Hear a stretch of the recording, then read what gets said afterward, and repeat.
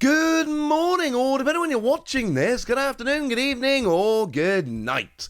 My name's Ross, and as always told, out of Voice of Radio. So today we need to look at Twilight Masquerade, and we need to ask the question, which cards were cut, and why were they cut? Now, we got a bunch of borderline cuts I'm going to get into in a moment here. But before we do anything else, there are three very deliberate, very obvious, no mucking around cards that were cut from Twilight Masquerade. There are three cards that 100% should have been in there, and it's the illustration rares of the loyal three: Okidogi, Monkey Dory, and Pheasant-Dipty. And the thing is, we knew three illustration rares were being cut. We knew for a fact that there were going to be three illustration rares that were going to be cut, because the press release told us there was 21 illustration rares in the set. And we know that the set is comprised of Crimson Haze and Mask of Change. And we know that both of those sets had 12 illustration rares. And a lot of the time we take a random illustration rare, put it as an Elite Trainer Box promo. But that didn't happen this time. We had the Ogabon that was just a promo over in Japan. So we knew that there were three from those two sets in Japan that were 100% definitely going to be cut. Because we needed 21, but there were 24 that were potentials. Three of them had to be cut. It's the loyal three. And I know that now, of course, because Pokémon sent me an Elite Trainer Box the other day, which was incredibly kind of them. There's an opening on this channel. Please do go check it out at your leisure. But of course, it means that I can just sit and look through, and I know what the illustration rares were in Crimson Haze and Mask of Change, so I can look through and know for a fact very easily that they are the three that got cut. They're gone. The question is why? And actually, in terms of the important ones, the T0 Monkey Dory. Now, I did get this card from my Japanese opening. It was lovely. That's also on the channel. Do go check that out. Should be a link in the description. And I love this. It's a great card. I'm a big fan of T0. I think this artwork is stunning. But this is also a very, very, very good card. Of course, it works really nicely with Blissey EX. That is, I showed you the other day. Again, that's linked in the description as well. That is a top deck coming out of the set over in Japan. You got 300 HP, and you do 180 and draw till you have 6 cards in your hand. But you've got an ability that says once during your turn, you can move a basic energy from one of your Pokemon to another. And Monkey Dory's got an ability that says once during your turn, if there is a darkness energy attached to it, you can move 3 damage counters from one of your Pokemon to another. So if you've got a single darkness energy on one Monkey Dory, 2 on the bench, you just use the ability, use Blissey's ability to move it to the other Monkey Dory, use a second ability, and for just 1 darkness energy on the field, you've used the ability twice, and you've moved 6 damage counters. That is healing 6, as well as placing 6. That is a pretty big deal. This is a very good card. It's a card that's going to see a bunch of play, and not necessarily just in Blissey, although that's the main place we're seeing it at the moment, and not having the illustration rare is kind of a big deal. Now, personally, losing the Akira Igawa Okidogi is not fun for me, because I love the artwork. I pulled this in Japanese as well. It's just a stunning card. It's nowhere near as good. It's if you got a darkness energy attached, you get 100 extra HP to go up to 230, and your attacks do an extra 100 to go up to 170. But at that point, you need to have 2 fighting and a darkness on there, so it's just not going to work. It's way too awkward. You're never going to get the value out of it. And then Pheasant-Dipty. I mean, look, it's actually a decent card that has seen a little bit of play, because if there is a darkness energy attached to it, and it would take damage from an attack, you flip a coin, and if Tails of damage doesn't happen. So it's kind of a cheeky little one. Plus single energy, 30 damage for each energy attached to this Pokemon. Only this Pokemon, not both active. And I've seen it popping up in some deck lists. It's out there some places. But it's a little bit sad that these three have been cut. The thing is, when I look at the cuts happening in Twilight Masquerade, when I see that these three specifically are the ones that have been cut, that kind of makes my spidey sense tingle a little bit.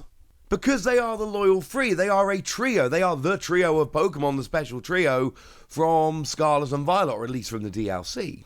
So, I'm kind of thinking maybe there's something planned here. I just don't really know what it is.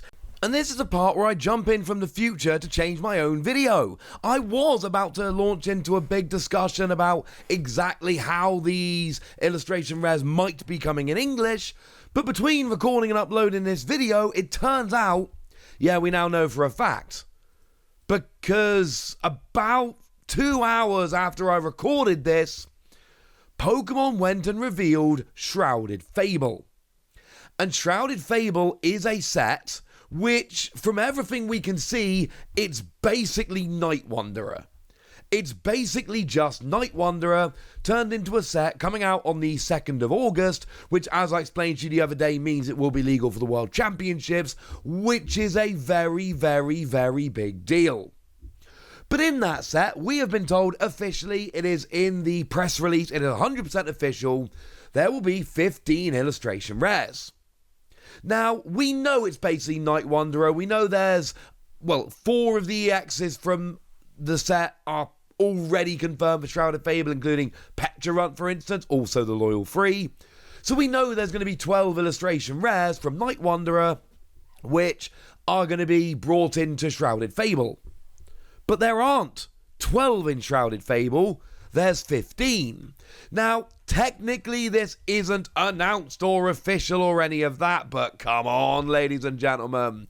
This is far too convenient, clearly and obviously. I mean, look, Shrouded Fable is a set based around Petrarunt and the Loyal Free. We have had the illustration rares of the Loyal Free randomly cut from Twilight Masquerade, and we need 3 extra illustration rares to put into Shrouded Fable. I refuse to listen to any counter-argument here. I am 100% certain that the reason these got cut from Twilight Masquerade was to be moved into Shrouded Fable, because now we get the EXs of the Loyal Free, which is lovely, and we also get the illustration rares, which means the theming of the set just gets way better. So yeah, they have been cut from Twilight Masquerade, and I'm pretty sure we know, I'm entirely sure that we know exactly where they've been moved to.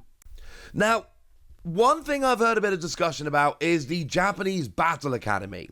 They had a lot of new cards, and there was actually one of them that snuck its way into this set for us. It was Cook. The Cook from Battle Academy did actually find its way into our set.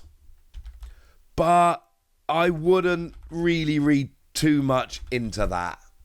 That was very much a one-off, because there are quite a lot of cards in the Battle Academy, and it's literally only Cook that made its way into the set. So yeah, I wouldn't read any more into that. I don't think it's a case of Cook found its way in and everything else got excluded.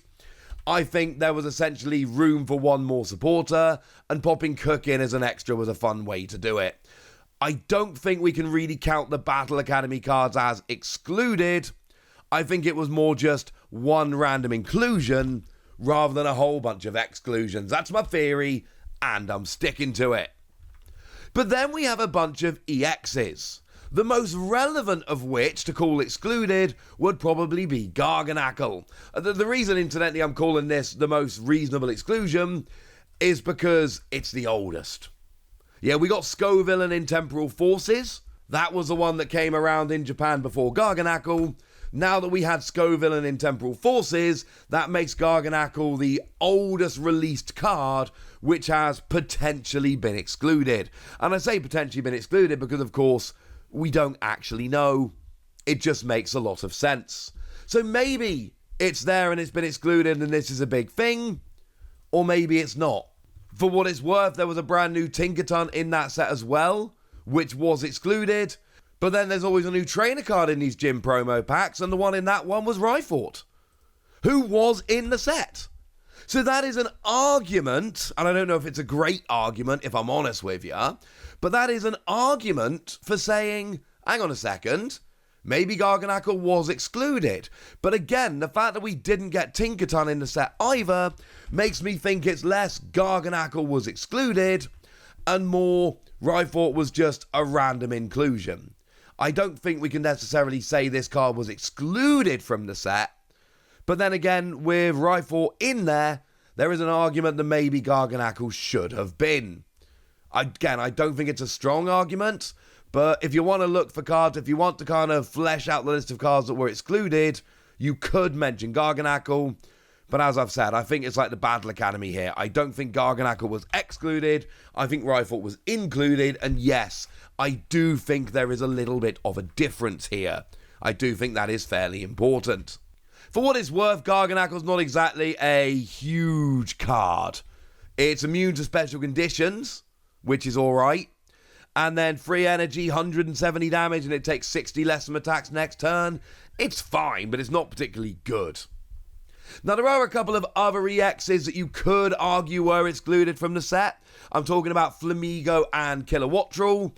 But again, I'm not sure I really count these as excluded because it's just a little bit too early. Like, both of those are more recent than Garganacl. And then we got a couple of other new cards in those promo packs as well. But again, if I'm arguing that these weren't excluded, we don't need to go through the others. EXs are essentially the most important ones. So Kilowattrel and Flamigo you could argue as being excluded, but I don't think there was ever any real chance they were going to be in there. So it really is the free illustration rares. They are the main cards that have been excluded. And again, Pokemon have got to be planning something here. Excluding those three as a trio is just a little bit too convenient. Cook being in there, I don't think says that the rest of the Battle Academy has been excluded. I think that's just a one-off. And similarly, I don't think Rifle being in there means that Garganacl has been excluded.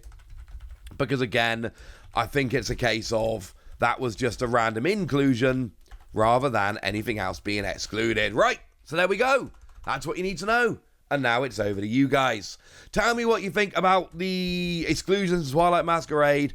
Tell me what you think it means that Cook and Rifle ended up in the set. Go nuts in the comment section, but be nice! And then make sure you like this video, subscribe to this channel, follow me on Twitter at TheWasi. That's where we talk about Pokemon and a whole bunch of other card games. And please do consider checking out patreon.com/PTCGradio, where you can support the channel, get some bonus podcasts and all kinds of fun things. But by far the most important thing as always, look after yourselves till next time, would ya? Thank you very much for watching. My name's Ross, and you've been watching PTCG Radio.